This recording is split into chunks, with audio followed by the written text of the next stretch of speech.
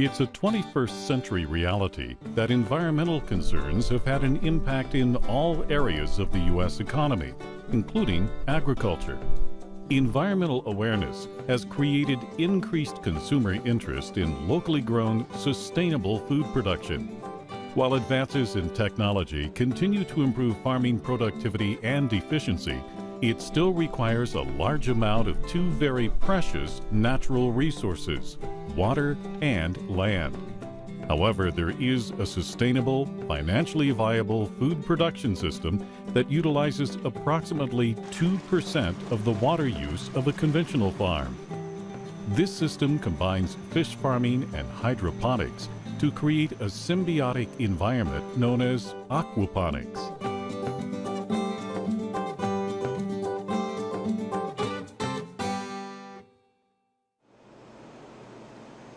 Aquaponics brings together the practices of aquaculture, raising fish in tanks, with hydroponics, the practice of growing plants in a soilless environment.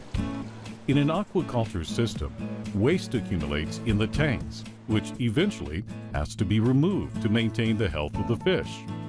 This byproduct contains rich nutrients that plants filter out, which allows the water to be recycled and sent back to the fish tanks to start the process all over again. An aquaponic system is scalable from small individual use all the way up to a large commercial operation. An initial investment for equipment can range from a few $1,000s to several thousand, depending on the size of the operation. Keep in mind, for every gallon of water in your fish tank, you can have 1/2 to 1 square feet of grow bed space, depending on fish density and feeding rates. And for every 1 pound of fish to be raised, you need 1 to 2 gallons of water.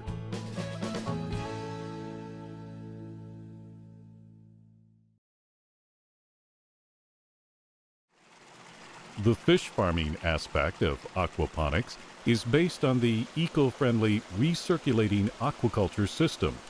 A recirculating system is an indoor system that allows for careful control of the fish's environment year-round. While there are economic advantages of not being affected by the outside elements, there is a higher initial investment of equipment than there would be for cage or pond farming. In the recirculating system, all proper fish husbandry practices apply. Water quality needs to be maintained and carefully monitored. Consistent testing of water quality is a must to keep the fish healthy and disease-free. Access to water and reliable electricity is crucial for success.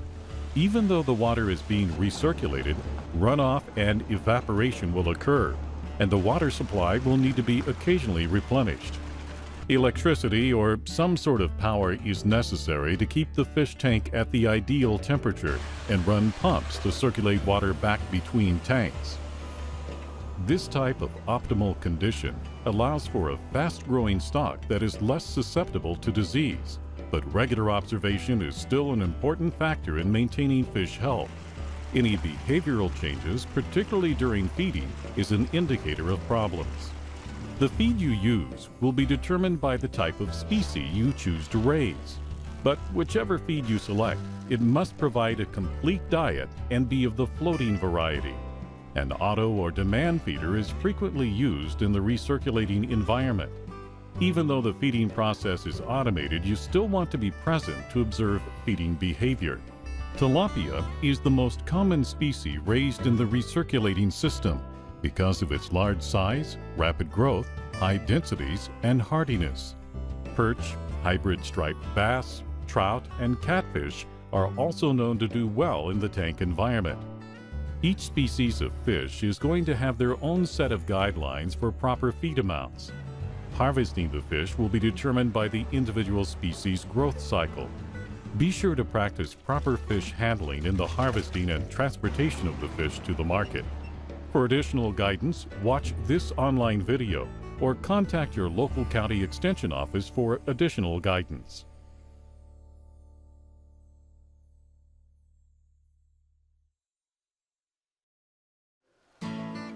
The key component to the recycling aquaculture system is the removal of the harmful waste products and uneaten food from the rearing tanks while continuing to recycle the water. Instead of disposing of this material, which you would do in a strictly aquaculture system, the practice of aquaponics utilizes the fish effluent in the growing of plants in a hydroponic setting. As the waste and uneaten food collect at the bottom of the rearing tanks, it exits by way of a PVC pipe to a clarifier or settler. A clarifier or settler is where the anaerobic mineralization of the waste and uneaten food occur. Over time, the waste material collected in the clarifier begins to break down and releases nutrients to the water. Trace materials such as iron may have to be added to supplement the plant's nutritional needs.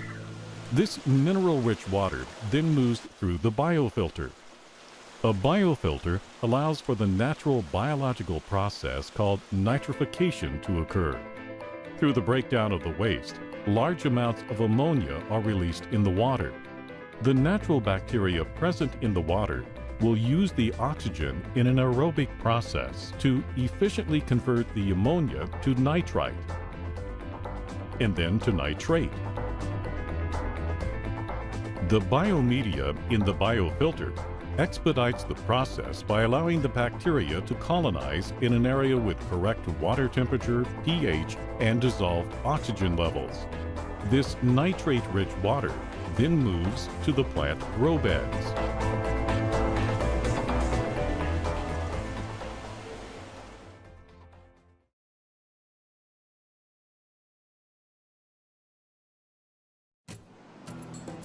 The grow beds can be a soilless environment, or they may be using a growing medium like perlite or ceramic stones. The plant's roots are immersed in the water, absorbing the rich nutrients while simultaneously filtering out the nitrogenous compounds that are toxic to the fish. Within the hydroponics discipline of aquaponics, there are a few different growing methods that you can choose from. Deep water raft aquaponics uses styrofoam mats to secure the plants in a trough of water.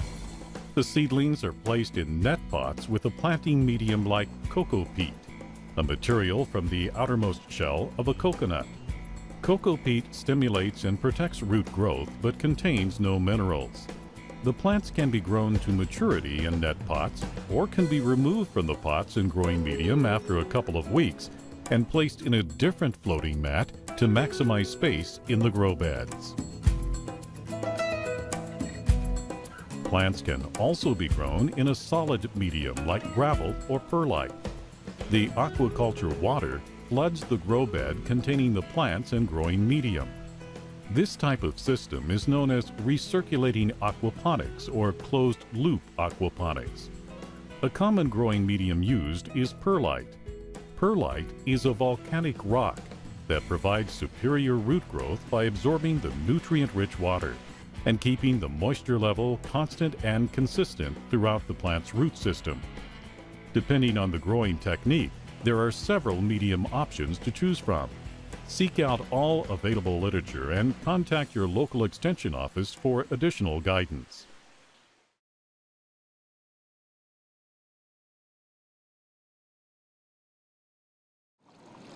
Water is only half the equation when it comes to plant growth. The other, of course, is light. Your lighting needs will depend on the location of your aquaponic system.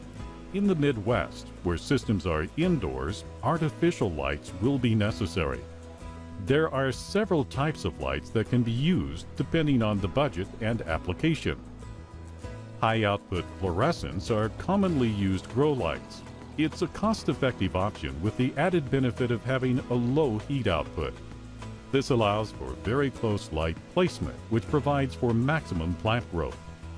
LED grow lights, while much more expensive than fluorescent, usually 2 to 3 times the cost, are more power efficient, have longer lasting bulbs, and have the flexibility of adjusting the light spectrum. Red light is more desirable for budding plants, while blue light works better for vegetative growth.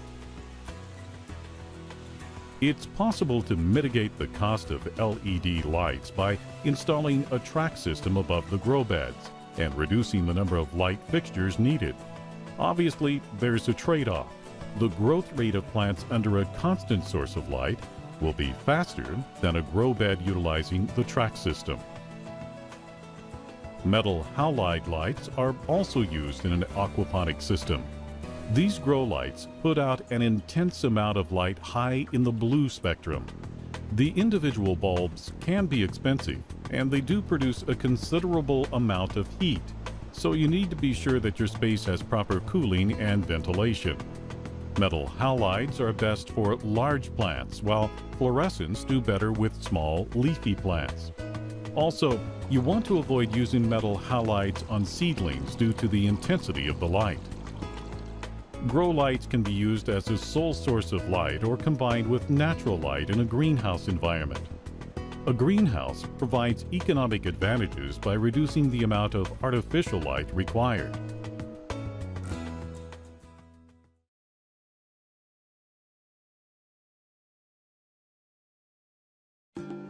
Like selecting the species of fish, choosing what plants to grow is an important decision that affects infrastructure and business planning. Leafy greens like lettuce and cabbage, and herbs like basil and oregano do well in an aquaponic system, but any common garden vegetable can be grown. Careful consideration must be given with plant selection because in an aquaponics operation, the plant side tends to generate more income. Study the markets and choose plants that will bring the largest profit margin. Focus in on markets that will pay a premium for organically grown vegetables like farmers markets and stores that specialize in natural and organic food. Packaging your own product is also an option. For more information on plants, seek out additional literature and contact your local extension office for guidance.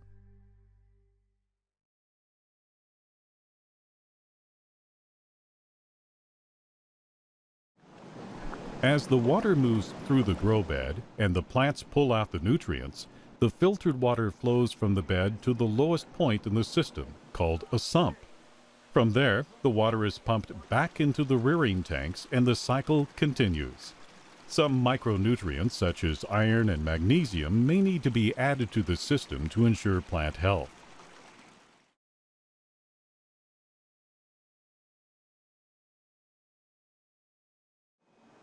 Aquaponics reduces the environmental footprint in crop production and allows for cultivating plants in locations you don't typically associate with farming, from a windowless basement, to a remodeled urban townhouse, to a retrofitted factory building.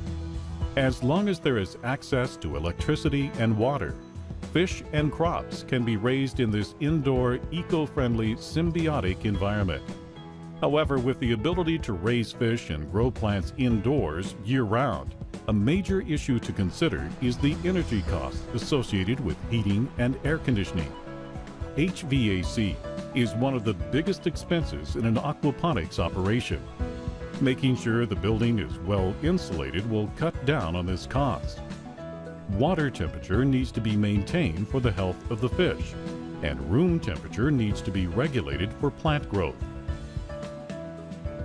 Each aquaponic system can be designed to maximize the use of available space.